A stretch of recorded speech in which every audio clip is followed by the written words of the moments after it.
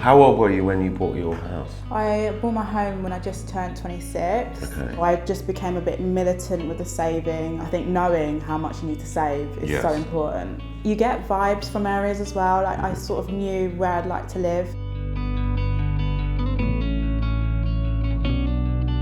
Hello, and thank you so much for tuning in. I'm really pumped and excited to be back. We've got lots of activity planned at Move IQ Towers for the year. But before we get into it, I did just please want to encourage you to subscribe and turn your alerts on so you keep up to date with all the activity at Move IQ. Following on from our mission of last year, I am continuing on my absolute campaign to reduce the age of first-time buyers and to help people through that complicated and often fraught process.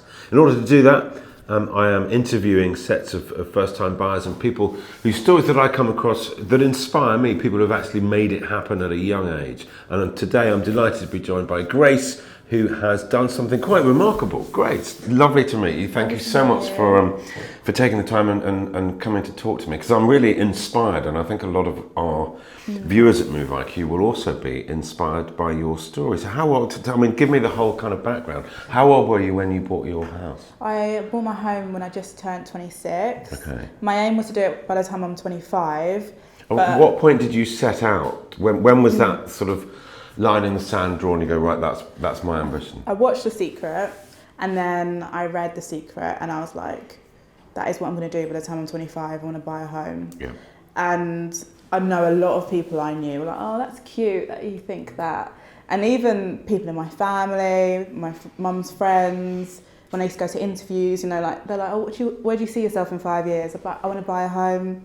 And I think they just thought, oh, bless her, like she wants to buy a home. So I think when I got to 24, I was like, oh my God, I've only got a year left, and this was what I wanted to do. Yeah. So I just became a bit militant with the saving. I just got a new job where I was earning good money. Mm-hmm. And obviously I was living at home with my parents still. So I thought, this is the time I need to save, because when you rent and stuff, it's much more difficult. So you made sacrifices to lifestyle? 100%. Yeah. So before I used to go out clubbing all the time, spend money on clothes, holidays, and then I literally didn't do any of that. I didn't go clubbing, I didn't go on holiday. The first holiday I had was a year ago. Mm-hmm. Was that hard, or were you really clear in your mindset about why you were doing it? Well, it was hard. Obviously friends invite you out and you want to go out, but that part is hard, and you feel like you're missing out on a lot.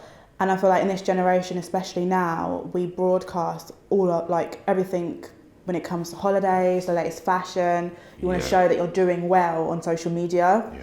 And obviously I had to be in hiding for 2 years and not really show that, because I was literally just really You can't really post your No. bank account, can you? Look at me! On a Friday night, yeah. But it was weird because I felt poor. But when I look at my bank account, I had a lot of money. So, and at the end, my friends actually said, Grace, although you didn't go out, it was worth it because you have this now. Yeah. And you kept your friends. This wasn't like they deserted you. Yeah. Did you have a particular sum of money that you were trying to get to? Yeah. So I think a lot of people are under the misconception that it's like a percentage of the house that you want to buy. They usually say 10% of the house, when really it's actually your salary. They usually times your salary by 4.5, and then the remainder is what you have to save. And when I discovered that, I was like, oh my God, how am I going to save that amount of money? So then I knew how much I had to save, and I think knowing how much you need to save is so important. Yeah. And how did you get to that figure? Did you go out? Did you do research on the internet, or did you have a particular property that you were after, or a price bracket you're trying to get to? Yeah, I think I saved a certain amount. I think I only saved about £10,000 at that time, and I thought, oh, if I save another 10,000, I could buy a home for 200,000. That's what I thought in my head. And I rang up a few mortgage brokers, and they were like, no, the most we can give you as a bank is this amount. And I was like, I can't buy my home then. And then that's when I realised that, I have to save more. So you kind of buckled down and carried on making those compromises. Yeah. But in the beginning, the first year I didn't save as much. And I think the second year was when I really, really saved, because it became closer to me being 25. Yeah. And then I felt more pressure. I put pressure on myself, really, to do that. It sounds like you set about it very kind of rigidly. You had set yourself originally, you'd gone, right, 25, this is what I want to do.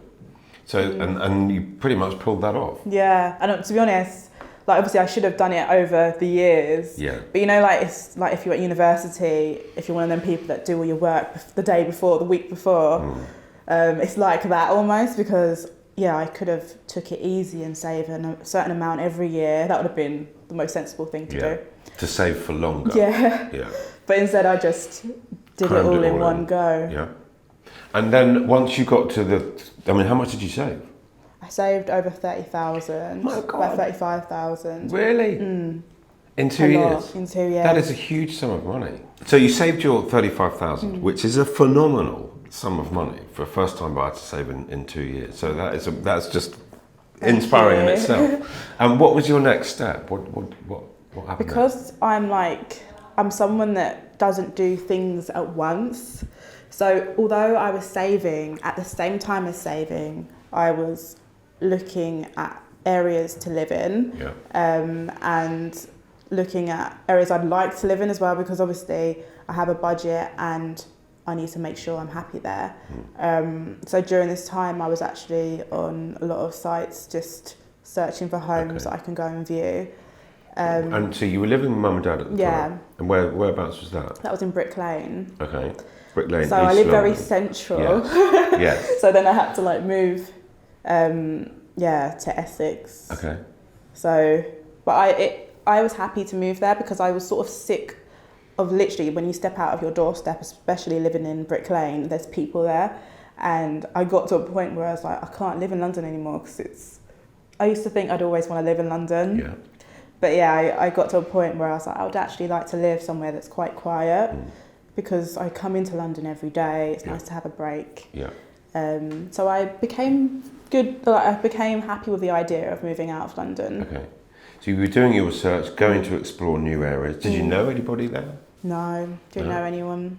Quite daunting? Yeah, and you get vibes from areas as well. I sort of knew where I'd like to live.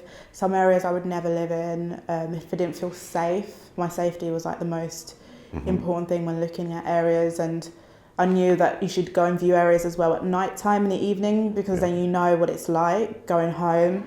But yeah, when I decided what area I went to live in, and once I knew, that was when I started viewing homes. Okay. How many homes do you think you looked at? I think about 9. Well, not too bad. Not too many. Yeah. But when I was outside my home that I'm in now, I knew I wanted it. Before I even went in, I knew I wanted it.